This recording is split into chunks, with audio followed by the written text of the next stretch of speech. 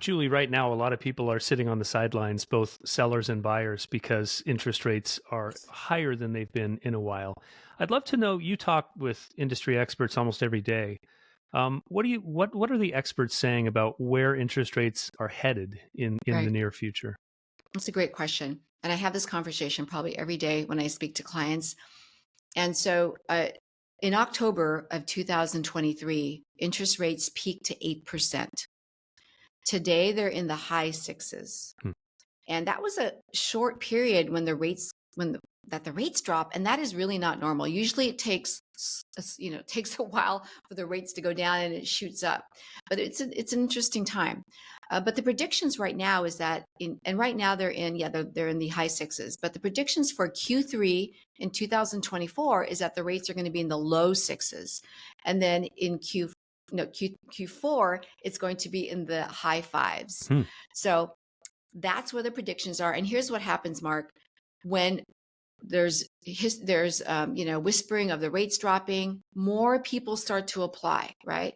And when there's more people applying, that means there's more offers made on homes. And as you said, there's not much inventory. So that drives up the price, right? Yeah. So I always tell my clients, the sooner you buy, the better, because you can preserve the purchase price today, because at the end of the year, the prices are going to go up. But the interest rates are supposed to go down. So guess what? You can refinance and lower your payment. So when you're buying the home, you're freezing the price, but you can always change your mortgage interest rate in the future. So today, Mark, we have 3 rental properties, an Airbnb, and a primary residence. Every one of those properties, we've refinanced at least twice, some of them more than that. Wow. Because when you own a home, that's part of the process is you need to listen for interest rates dropping to see if it makes sense to refinance. And then another thing is that, historically, real estate is like a 10-year cycle, right? And here's what I've heard, and it completely makes sense. And this is history. So in 2020 and 21, that was COVID, and the prices started to skyrocket like crazy because we had those really low interest rates that were artificially decreased, right? Mm-hmm. 2023 and 22, the market corrected. It started to okay, let's correct it a little bit. We still had appreciation, which is interesting, but it wasn't drastic. Well, if you're buying in 2024 or 2025, you're at the bottom of that 10-year cycle. So what that means is potentially after 10 years of buying in 2024 and 25, you will double your value. Wow. Interesting, right? And this is history. So if you research this, this is what happens. There's an interesting jump in values, then the market corrects, and then it starts to shoot up again. So if you buy 5 years from now, you won't have that same appreciation after 10 years because you're in the middle of that 10 years. Yeah. Hope that makes sense. It does. And a lot of people, as we talked about, are sitting on the sidelines now because if they sell now and they have to buy in the same market here, it's still a limited inventory and interest rates are still high. So it's kind of a double whammy. But like you said, if you buy now, at least you're locking in the price, which almost inevitably is going up, as we know, for this market. It is going up. We're in a great area here. I mean, Seattle is amazing. Yeah, Look at all the companies we here. have. It's a beautiful area. Yeah, it's going to keep going up.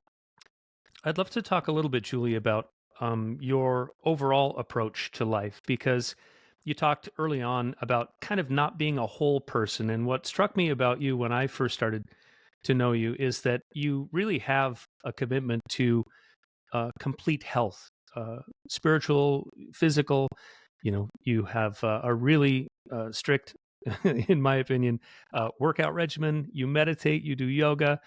You really have this commitment to being just this balanced person. I'd love to know, when did that start to evolve? Because it really does shape who you are in all aspects of life, including work, right? Yes, it does. I think that if people really want to get great in their career, they have to work on self-development. And that's everything, body, mind, and soul, to be that best version of you. And so, yes, my regimen is pretty strict. I wake up very early in the morning. This morning, to be honest, Mark, I did a cold plunge. I have a Oh no. I dragged my husband, come on, honey, we're going to do a cold plunge. It's 5 in the morning. And I tell you, like, that cold plunge is a game changer. It is really amazing. It puts you in this annoyingly good mood, right? I knew I was going to see you today. I'm like, oh, I want to be in a really good mood. So I did the cold plunge. I went to the gym. I go to a 6 a.m. Class Monday through Friday where I'm working with weights. Weights are important. I'm working on that because of longevity, because I want to be around for my grandkids, right? I want to be here a long time. And then, yes, and then, mindfulness for me is really important. And I've had to learn this throughout the years that I really have to control my mind. And if I start to think about things that are negative, which is normal because, our mind is there to protect us too, right? But I know that I need to really make sure that I'm exercising my mind. So what that means for me is I'm trying to listen to great podcasts like yours. I'm trying to, have great conversations with people I admire. And I'm really preserving my energy. Another thing that I do is on social media, I don't follow negativity. I'm looking for positive things. I really, really just want to surround myself with this force of energy. It doesn't mean I'm burying my head in my soul, but my husband could say that I do. But if I really need to know something, I'm sure I'll know. But yes, that is really important. So body, mind, and soul. Meditation is important. Breathing. I'm very much dabbling in a lot of longevity things and supplements and things like that because I just want to be the best version of myself. Is probably the best way I can describe that. Yeah, yeah. Well, it's really apparent. You've always had just this healthy glow about you wherever you go, and that doesn't happen by accident. Thank you. I'd love to explore a little bit more. One thing that struck me about when I met you and your husband is you really have an abundance mindset and a generosity mindset.